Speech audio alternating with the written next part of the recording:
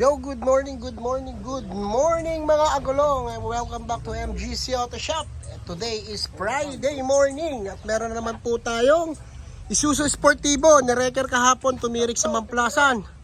Tatlong tumirik, galing po kami ng may ahatakin pa kami sa Silangan exit na Isuzu D-Max. Injection pump po ang sira. Ito naman kagabi lang dumating ng mga bandang alauna na. Maaga na pala dumating to, alauna na.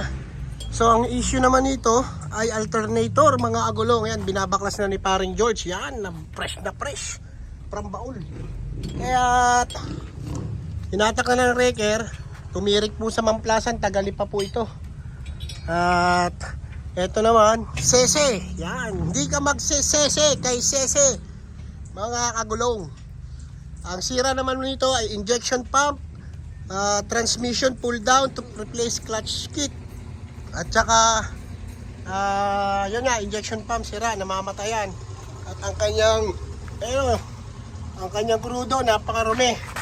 So hahanapan na rin natin to ng pamalit, itong kanyang air filter housing. So yung mga agulong.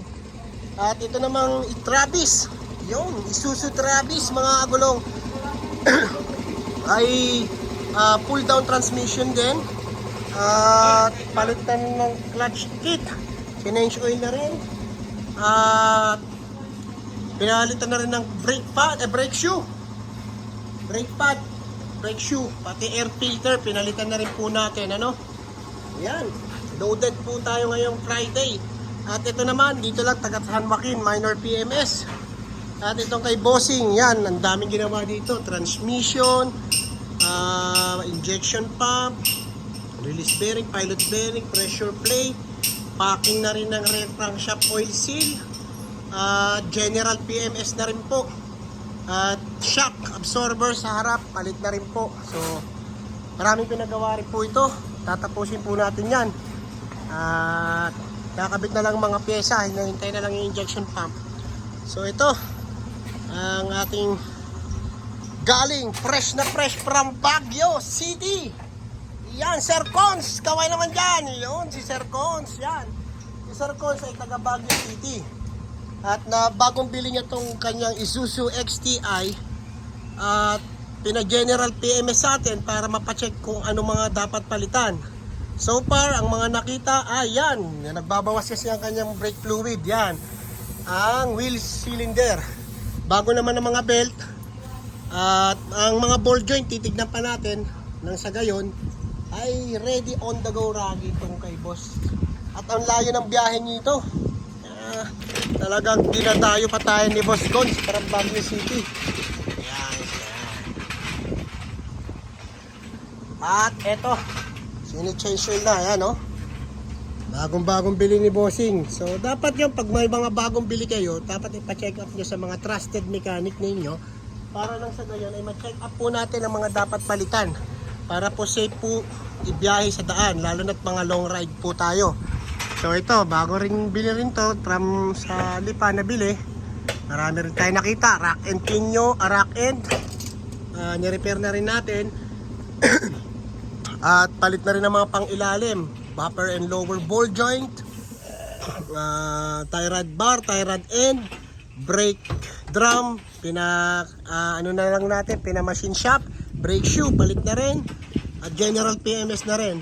Ang nihintay na lang natin dito yung mechanism niya, yung original na mechanism, kasi ang nakalagay po dito ay may kawayan ang nakalagay dyan sa kanyang mechanism. So ito naman si Boss Menard, yan ang ating poging mekaniko at may-ari ng ating shop. Yun, shout out. Ayan, nagbubut-but ng wire at kinat-ngat ng ating kaibigang mabait. Kaibigan ko yan, kahit saan magdating. Talagang bubut-butin niya yan. Talaga napakabait ng dagang yan. Yan ang napakabait na dagang kaibigan ni Boss Menard. Dahil kung hindi sa'yo, hindi ako makakapera. Kaya kaibigan natin yan, Ayan pa. Dinip sa kanan, ayan pa. Dito kaliwat kanan, malupit tong dagang to. Galit na galit, gustong manakit. Yeah. Shout out sa'yo, kaibigan daga. Yo, shout out. niyong aawahin niya, kaibigan ko yan. Kaya, Kung kayo nga tao, hindi nagbibigay sa akin ng pera, ano pang hayop nagbibigay. Kaya kaibigan ko to. oo nga naman. Talagang maganda palang kung maibigan ng daga. Yung iba'y binabato ang daga. Ayan, nagagalit sa inyo. Ayan, tignan nyo, nasa dulo na ng walang hanggan. Kahit amoy tayo ng daga ito, kwarta tao. Kwarta.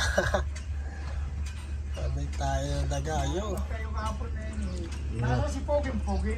Sino? Si Kuya Taulets.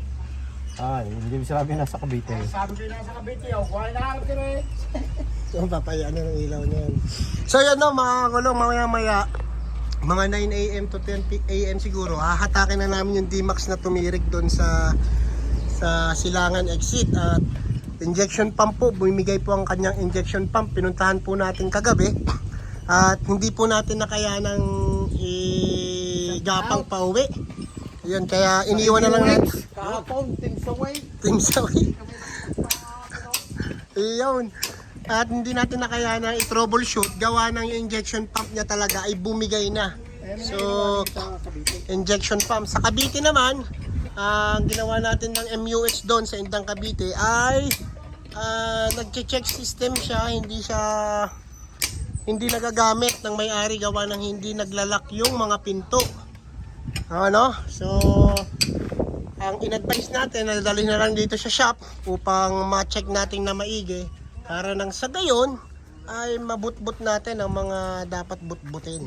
So, yun, Team Sawi. Pero maraming salamat pa rin sa mga biyaya, Panginoon, na binibigay nyo sa amin sa araw-araw, sa mga customers na binibigay nyo sa inyong biyaya. Maraming salamat.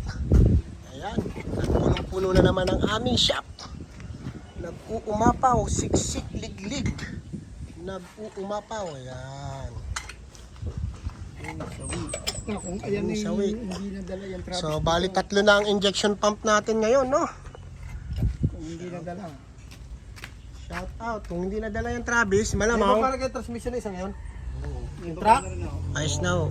Bababa na. Traffic, sana yung magutay-gutay. Ano ba namin? Unay, Lagas-lagas na? Manipis na? huwag na eh, hindi na natuluyan. Ba, hindi nararamdaman ng driver. Ramdam nga. Kaya, naramdam na, kaya naagapan. Yun, dapat mga ganun kagulong, no? Pag may nararamdaman kayo sa inyong mga unit, especially pag mga pang-deliver, malalayo ang biyahe, agad ninyo idalhin sa inyong mga trusted mekaniko. Nang sa gayon ay ma-prevent natin ang malaking kagastusan, di ba? Ang hirap gumastos at ang hirap kitain ng pera.